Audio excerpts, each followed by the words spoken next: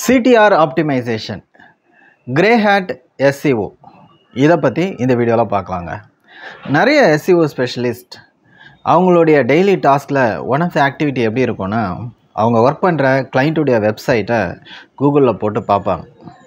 அதாவது அவங்க different relevant கீவேர்ட்ஸ்லாம் போட்டு அந்த கீவேர்ட்ஸுக்கு அவங்க ஒர்க் பண்ணுற அந்த வெப்சைட் என்ன பொசிஷனில் வந்திருக்கு அப்படின்றத கூகுளில் போட்டு சர்ச் பண்ணுவாங்க. மற்ற சர்ச் என்ஜின்ஸ்லேயும் போட்டு சர்ச் பண்ணுவாங்க. அப்படி சர்ச் பண்ணும்போது ஓகே இந்த கீவேர்டு போட்டால் நம்ம சைட் வந்து ஃபஸ்ட் பேஜ் இருக்குது, செகண்ட் பேஜ் இருக்குது, தேர்ட் பேஜ் இருக்குது அப்படின்றத அவங்க பார்ப்பாங்க. அதே மாதிரி அந்த வெப்சைட்டையும் கிளிக் பண்ணி பார்ப்பாங்க. ஸோ இந்த மாதிரி டிஃப்ரெண்ட் கீவேர்ட்ஸ் போட்டுட்டு அந்த வெப்சைட்டை அவங்க கிளிக் பண்ணுறதுனால CTR இன்க்ரீஸ் ஆகுது, கிளிக் த்ரூ ரேட் இன்க்ரீஸ் ஆகுது.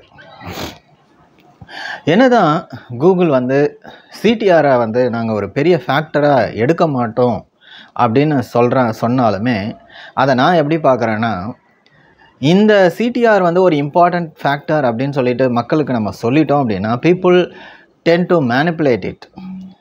ஸோ அதை வந்து CTR ஆப்டிமைசேஷன்ன்றது வந்து மேனிப்புலேஷனாக ஆகிடும் அப்படின்னு சொல்லிட்டு இந்த கூகுள் மாதிரியான சர்ச் என்ஜின் ஸ்பீக்கர்ஸ் அவங்க நினைக்கிறாங்க. அதனால தான் அவங்க வெளிப்படையாக எக்ஸ்பிளிசிட்டாக இந்த CTRஐ பற்றி அதனுடைய இம்பார்ட்டன்ஸை பற்றி ரொம்பவும் பேச மாட்டாங்க.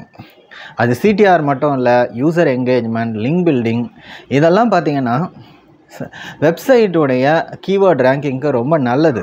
ஆனால் அதை வெளிப்படையாக இந்த கூகுள் ஸ்பெஷலிஸ்ட், கூகுளில் ஒர்க் பண்ணுற அந்த ஸ்பீக்கர்ஸ்லாம் இருக்காங்க பார்த்திங்களா, அவங்க அதை வெளிப்படையாக சொல்ல மாட்டாங்க. சொன்னால் SEO ஸ்பெஷலிஸ்ட்டோ இல்லை பீப்புளோ இதை வந்து மேனிப்புலேட் பண்ணிவிடுவாங்களோன்ற ஒரு பயம் அவங்களுக்கு இருக்குது.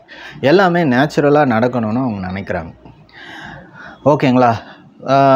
ஈவன் வந்து நீங்கள் கூகுள் ஆட்ஸில் கூட குவாலிட்டி ஸ்கோர் நல்லா இருக்கணும் அப்படின்னா CTR நல்லா இருக்கணும். ஸோ ஒட்டுமொத்தமாக பார்த்திங்கன்னா உங்களுடைய CTR நல்லா இருக்கிறதுனால உங்களுடைய கீவேர்ட் ரேங்கிங் நல்லா இருக்கும்ன்றது ஜென்ரலாக எல்லாருமே அக்செப்ட் பண்ணிப்பாங்க. ஸோ இந்த SEO ஸ்பெஷலிஸ்ட் என்ன பண்ணுறாங்க, இந்த மாதிரி அவங்களுடைய டெய்லி டாஸ்கில் ஒன் ஆஃப் த ஆக்டிவிட்டியாக வந்து கீவேர்டை போட்டு சர்ச் பண்ணி அவங்களுடைய வெப்சைட்டை கிளிக் பண்ணுறாங்க. இது அவங்க மேனிப்புலேட் பண்ணணுன்னு சொல்லிட்டு பண்ணுறதில்ல, இது நேச்சுரலாகவே ஒரு SEO ஸ்பெஷலிஸ்ட் பண்ணுற ஒர்க்கில் வர்றது.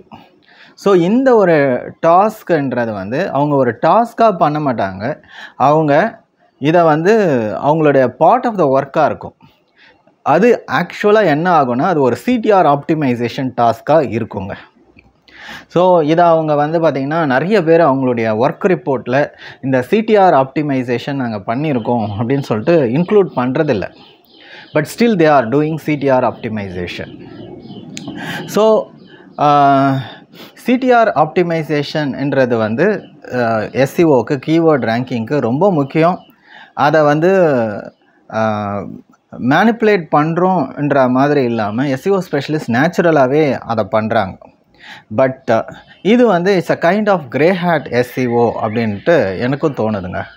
ஸோ CTR ஆப்டிமைசேஷன் பற்றி, இந்த கிரே ஹேட் SEO டெக்னிக்கை பற்றி உங்களுடைய கருத்தை கமெண்ட் செக்ஷனில் மென்ஷன் பண்ணுங்கள். Happy CTR optimization. தேங்க்யூ.